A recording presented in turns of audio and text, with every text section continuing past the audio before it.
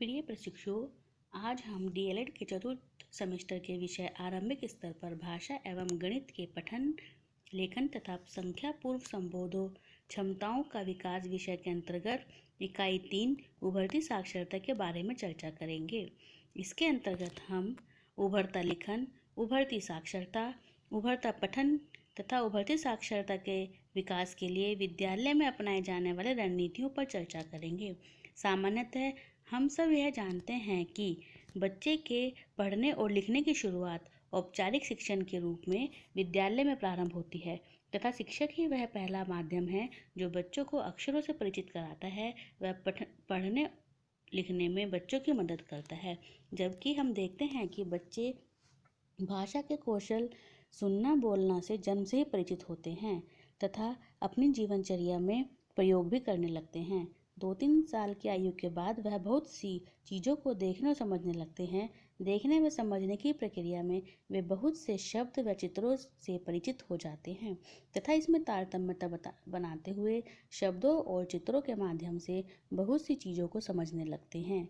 जैसे जब वे अपने घर पर या अभिभावक के साथ दुकान पर जाकर पार्ले जी, कुरकुरे या अमूल आदि की तरफ संकेत करके खरीदने को कहते हैं, उसे देखकर वे पार्ले जी, मैगी भी बोलते हैं। वे उसे पहचानते भी हैं, लेकिन वे उसे पढ़ नहीं पाते हैं, परंतु चित्र के साथ उसे जोड़कर पूरे शब्द को पहचानते हैं। इसी प्रकार अपने बड़े भाई बहन की किताब को लेकर भी वे उलटना पलटना, अपने आप से उंगली रखकर पढ़ने का प्रयास करना, अपने आप से बातें करना, पढ़कर बोलने का अभ्यास करना तथा आड़ी तिरछी लकीरें खींचते हैं। यह सब उभरती साक्षरता के उदाहरण हैं। जिसे बच्चा अपने घर, पड़ोस, परिवार से लेकर स्कूल पहुंचता है, उसके इसी पूर्व ज्ञान को आधार बनाकर हमें उसके पढ़ने लिखने की शुरुआत करनी चाहिए। इस प्रकार हम ये कह सकते हैं कि पढ़ने लिखने की शुरुआती दौर को, जिसमें बच्चे को आरंभिक रूप से पढ़ना लिखना नहीं सिखाया जाता, परंतु वह लिखने के शुरुआती दौर को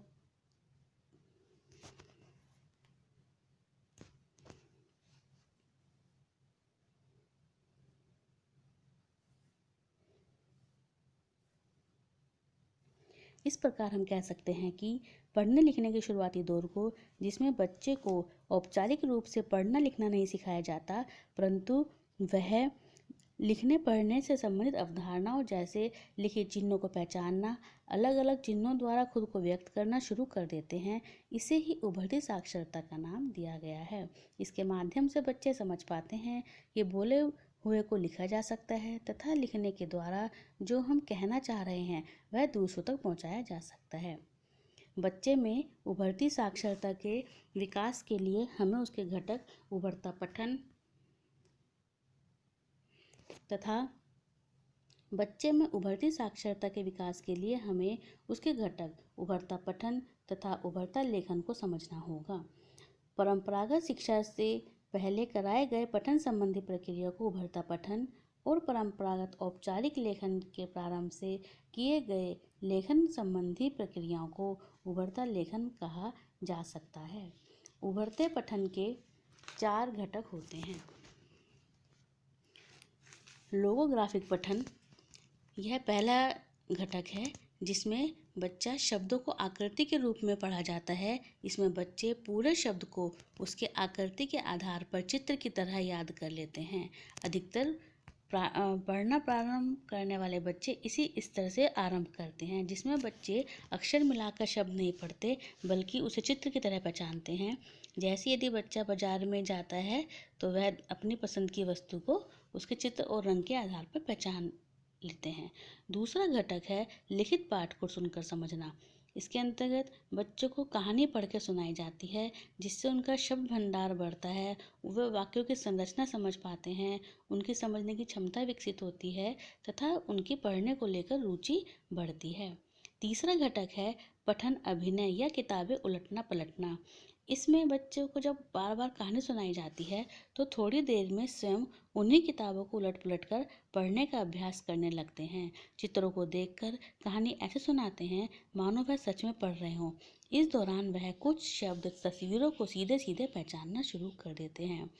उभरते पठन का चौथा और सबसे मुख्य घटक है प्रिंट चेतना। प्रिंट चेतना के माध्यम से बच्चे में यह समझ विकसित हो जाती है कि वह जो बोल रहे हैं उसे लिखा जा सकता है और जो लिखा गया है उसे पढ़ा जा सकता है। इस प्रकार बच्चे मौखिक और लिखित भाषा के संबंध को समझने लगते हैं। प्रिंट चेतना के तत्वों को समझने के लिए बच्चों को प्रिंट संबंधी बहुत सी जानकारी प्राप्त हो जाती है। जैसे उसको यह समझ आ जाता है कि प्रिंट का कोई अर्थ होता है, जो लिखा है उसे शब्द दर शब्द बोला जा सकता है।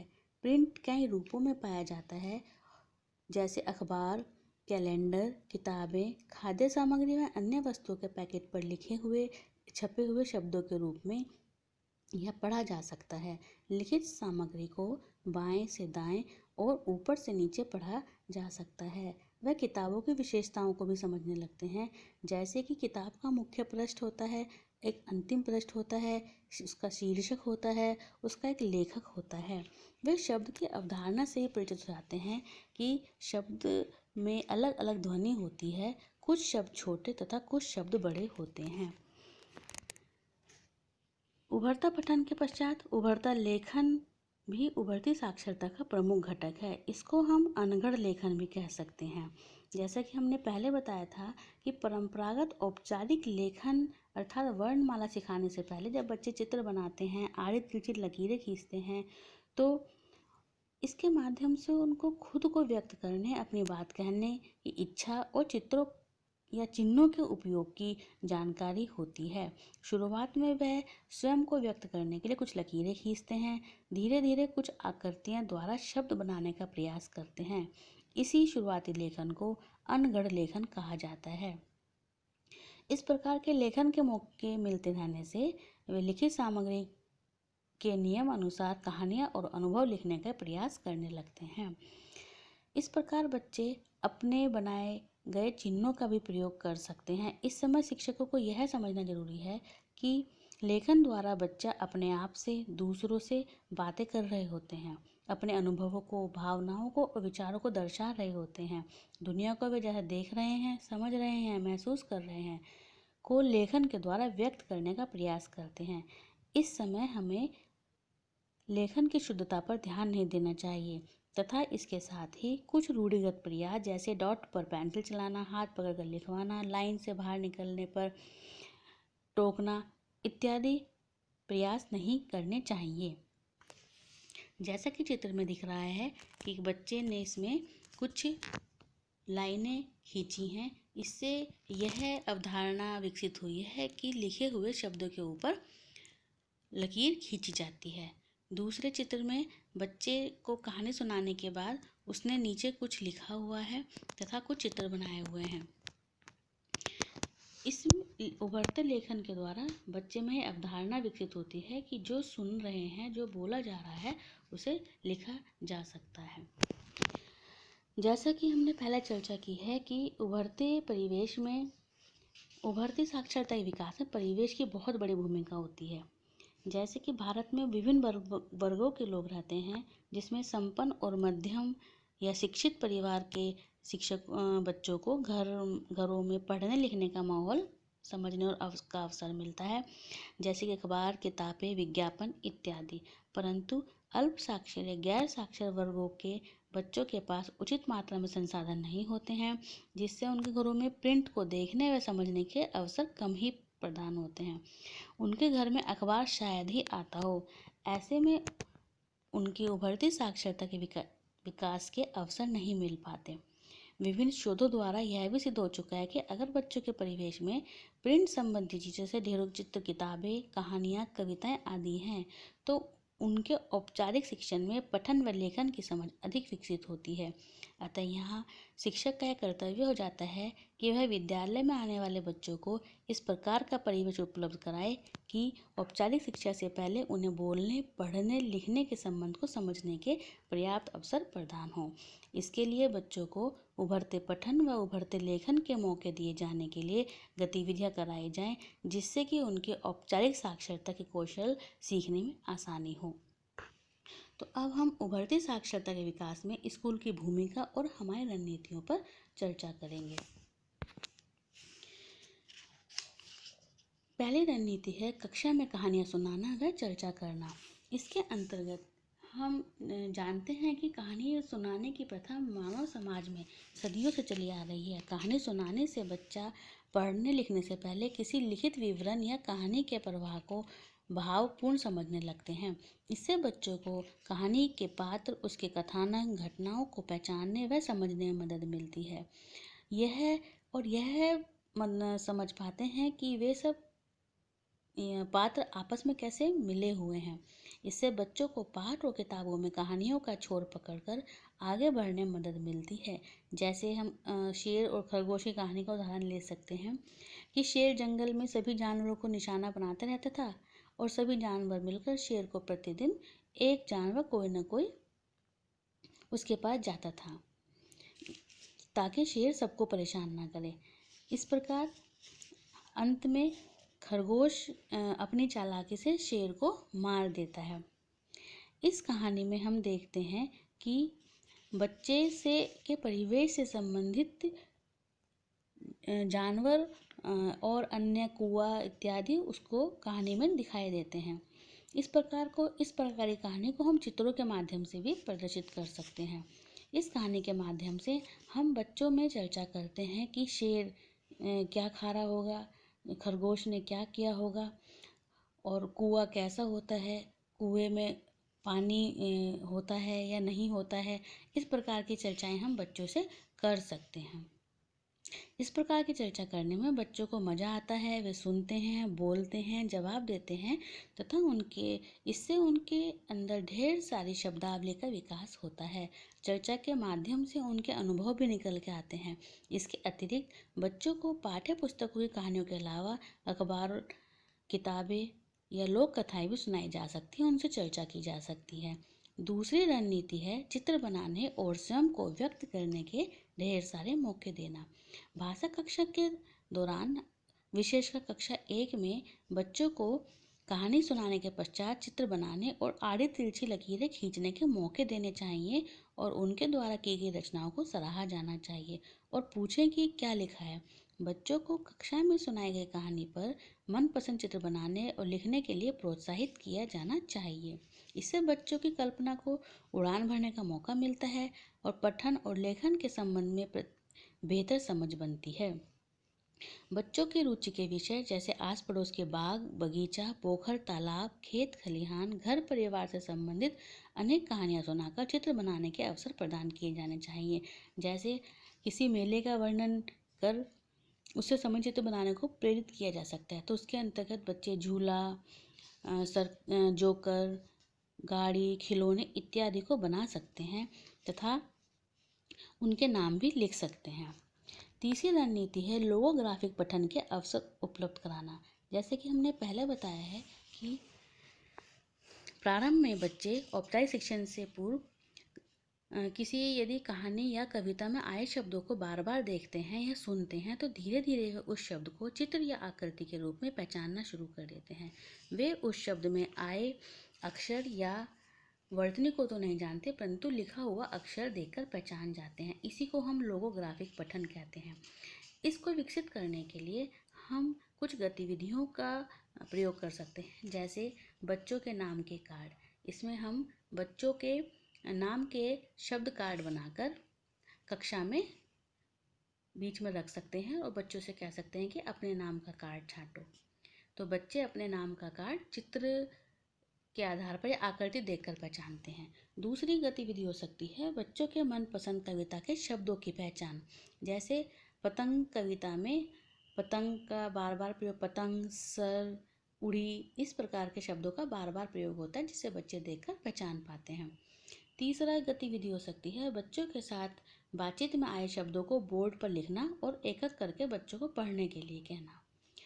अगली गतिविधि हो सकती है कि चित्र कार्ड बनाना और उससे संबंधित उस चित्र का नाम शब्द कार्ड पर लिख देना और बच्चों को चित्रकार और शब्द कार्ड को मिलाने के लिए कहा जा सकता है। इसी प्रकार आसपास की वस्तुएं या कक्षा में उपलब्ध वस्तुओं पर उनके बड़े बड़े अक्षरों में नाम चिपका सकते हैं तथा फिर एक शब्द कार्ड बनाएं जिसमें कि उन वस्तुओं के नाम लिखें और बच्चों को देकर मिलान करने के लिए कहा जा सकता है। इस प्रकार इन गतिविधियों के द्वारा लोगोग्राफिक पठन कौशल अभ्यास करने के मौके स्कूल में प्रदान कराए जा सकते हैं। अगली गतिविधि है कक्षा में प्रिंट समृद्ध वातावरण तैयार करना। जैसे कि हमने बताया पहले कि प्रिंट समृद्ध वातावरण तैयार करने के लिए विद्यालय में हम बहुत से प्रिंट संबंधी पोस्टर, चार्ट्स, कविताएं, पहेलियों के चार्ट, बच्चों के नाम, शब्द दीवार, बच्चों के लिखित कार्य को दीवार पर प्रदर्शन और या आज की बात का कोना, बच्चों के जन्मदिन के चार्ट, वाक्य पट्टी इत्यादि का प्रयोग करते हुए कक्षा में प्रिंट समृद्ध वातावरण तैयार कर सकते हैं। कक्षा में प्रिंट समृद्ध वातावरण तैयार करते समय यह ध्यान रखना चाहिए कि अध्यापक व बच्चे उस सामग्री का अर्थपूर्ण प्रयोग कर रहे हों, सामग्री बच्चों के स्तर की हो तथा कक्षा में ऐसे स्थान पर लगी हो कि बच्चे उसे आसानी से पढ़ सकें। कक्षा में प्रिंट संबंधी सामग्री का नियमित रूप तौर पर बदलाव किया जाना भी आवश्यक है। अगली रणनीति है साझा पठन। साझा पठन के दौरान शिक्षक कहानी पढ़ते समय बच्चों से चर्चा करते हैं और बच्चों का ध्यान किताब के चित्र व प्रिंट की अवधारणा की तरफ ले जाते हैं। साझा पठन के लिए बिग बुक का प्रयोग कर सकते हैं। बिग बुक एक ऐसी बुक होती है जिसका आकार बड़ा होता है, जिसमें चित्र बड़े बड़े होते हैं तथा उसमें बड़े बड़े अक्षरों में या शब्दों में कहानी लिखी होती है। इसके पठन के माध्यम से बच्चे शिक्षक को प्रभावपूर्ण पठन करते हुए सुनते हैं तथा प्रिंट के बारे में छोटी बड़ी चीज़ें जैसे किताब की खासियत, किताब शीर्षक, मुख्य पृष्ठ, पढ़ने का तरीका इत्यादि के विषय में सीखते हैं। वे पढ़ने का मजा लेते हैं, वे स्वतंत्र रूप से पढ़ने के लिए प्रेरित होते हैं। अगली रणनीति है कविता और गीतों का उपयोग करके बच्चों में उभरता साक्षरता का विकास किया जा सकता है। बच्चों को छोटी छोटी कविताएं जिसमें तुकांश शब्द जैसे लकड़ी, मकड़ी, ककड़ी या आना जाना, खाना पाना या नानी, आनी, जानी, पानी, इस प्रकार के तुकांश शब्दों का प्रयोग करके छोटी छोटी 4 लाइनों की या 6 लाइनों की कविताएं या गीतों का निर्माण किया जा सकता है और उनको अभिनय के माध्यम से कराया जा सकता है। बार बार वही शब्द दोहराने और लिखित रूप में देखने पर बच्चों को वे शब्द याद हो जाते हैं और यदि कहीं अन्य किताब या स्थान पर उन शब्दों को वे देखते हैं तो पहचान जाते हैं। इससे उनकी शब्दावली का भंडार बढ़ता है और उन्हें शब्दों की मात्रा और ध्वनि का उपयोग समझ में आने लगता है तथा वे शब्दों के अर्थ को समझने लगते हैं। इसी कड़ी में सबसे आखिरी रणनीति है अनगढ़ लेखन। इसमें बच्चों को प्रारंभ में आड़ी तिरछी लाइनें, गोला बनाना, अंग्रेजी के सीधा सी, उल्टा सी, ऊपर की तरफ खुला हुआ, नीचे की तरफ खुला हुआ मुंह का सी का अभ्यास कराना चाहिए। इससे बच्चों को उंगलियों के स्नायु तंत्रों का मजबूत होना, कलम पेंसिल पकड़ने का अभ्यास इत्यादि कर सकते हैं। इस प्रकार हम कह सकते हैं कि विद्यालय में उभरती साक्षरता के मौके उपलब्ध कराकर शिक्षक बच्चों के औपचारिक पठन लेखन के कौशल विकास में महत्वपूर्ण भूमिका अदा करते हैं।